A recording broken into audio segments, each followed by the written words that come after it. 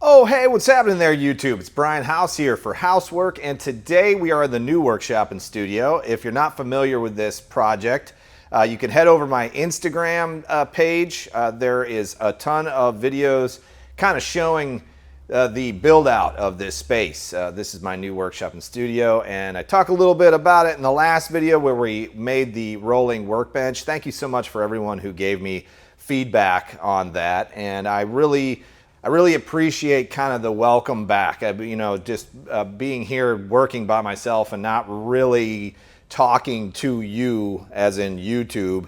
It's been a little bit lonely for me. I mean, of course, we're doing a lot on Facebook and we're doing a lot on Instagram as well. And also, if you really want to keep up with what I'm doing on a regular, you can listen to the Work For It podcast with myself, Brian Cohn, and Ben Butler. All three of us talk about business in the workshop every single week, and that's released on Spotify, Apple Podcasts, Google Stitcher, all of those places. So go check out the Work For It podcast and check out Ben Butler's channel and Brian Cohn's channel as well.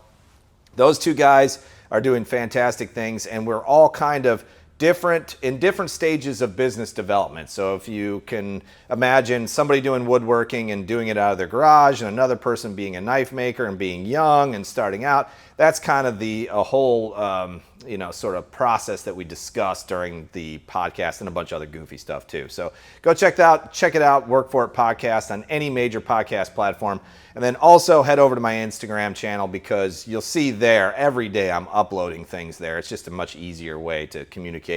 I love making these polished videos on YouTube, so these take a lot longer to make, and that's because I put so much energy and effort into them. So I do appreciate you guys following along, liking, subscribing, commenting. I read every single one of your comments, and I truly appreciate everything you guys have supported with my work here, right here in the workshop and studio. And of course, the best way to do that is to go to my website and buy pieces, parts, and plans for the Revolution 2x72 belt grinder.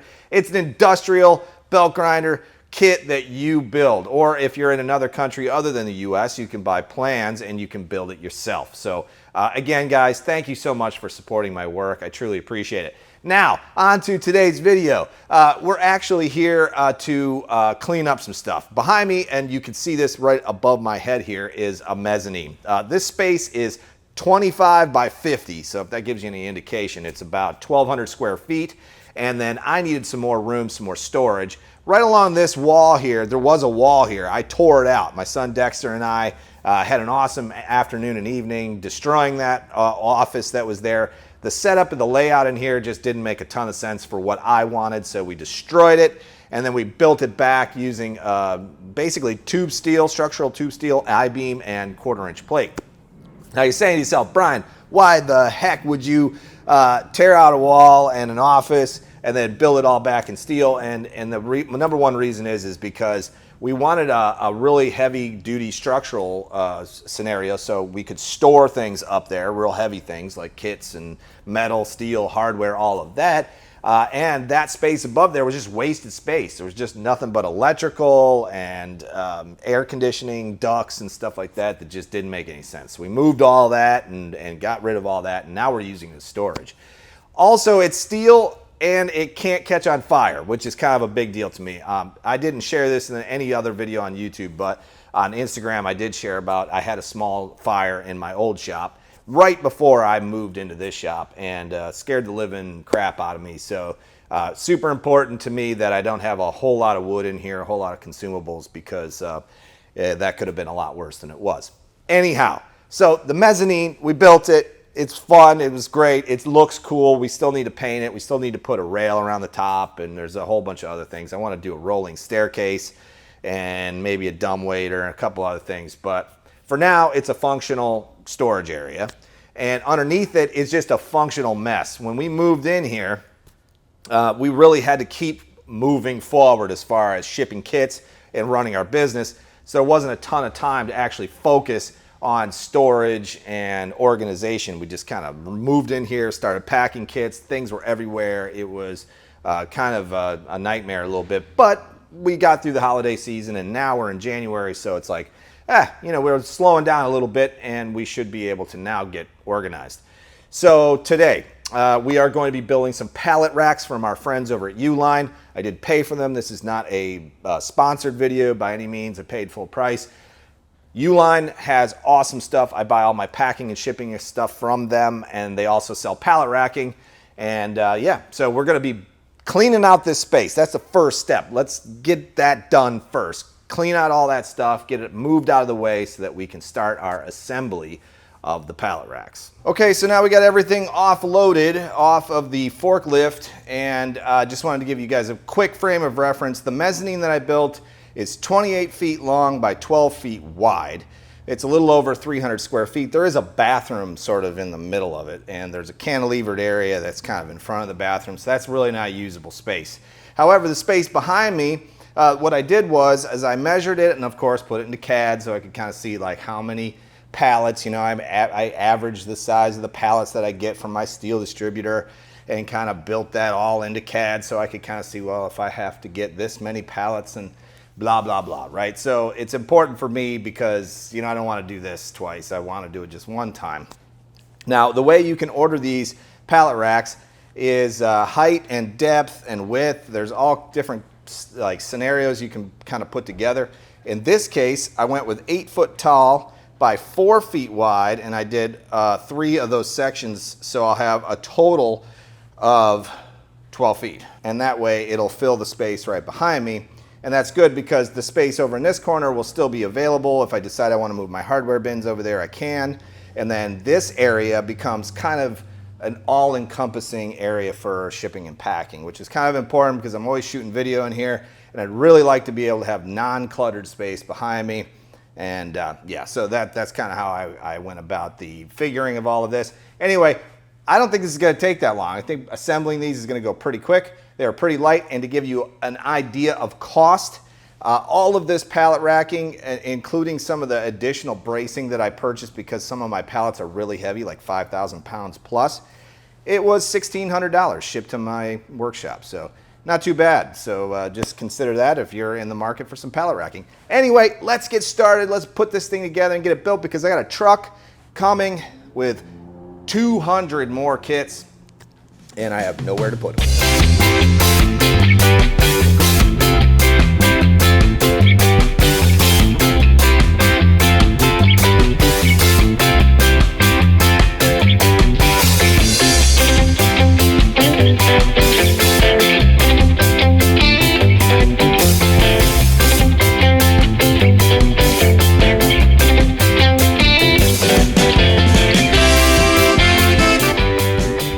Alright, so this went together really easily with a lot of satisfying clicks as the shelving kind of all went together.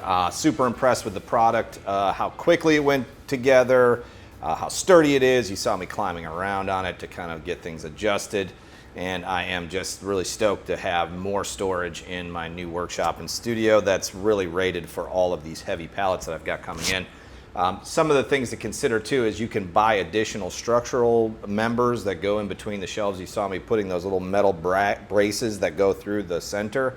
Those were like $18 for the entire shelving unit. So it was really worth doing, and it adds additional strength. To give you a frame of reference, these shelves will hold over 5,000 pounds a piece. And that's the reason why I didn't go longer. Like you could take one of those members out and go 8 feet if you wanted. You can go even longer than that, 10 feet or whatever. But then, of course, it reduces the structural integrity, and you can't put as heavy as stuff on there. That's why I went with this route. And I can add onto it. So, you know, down the road, if I decide I want to add onto it, it's just really super simple. Call up Uline or go to their website, and then you can just buy more and click, click, click, add as you go. The one thing I do not like, the big problem with these shelves is the color. I mean, who picked these colors? I'm not even gonna say, I don't even know, but I just really dislike the color. There's a real quick way to remedy that. Yeah, we gotta change it. It's my favorite color, black, you know. Let's do it. I mean, screw it. Let's do it.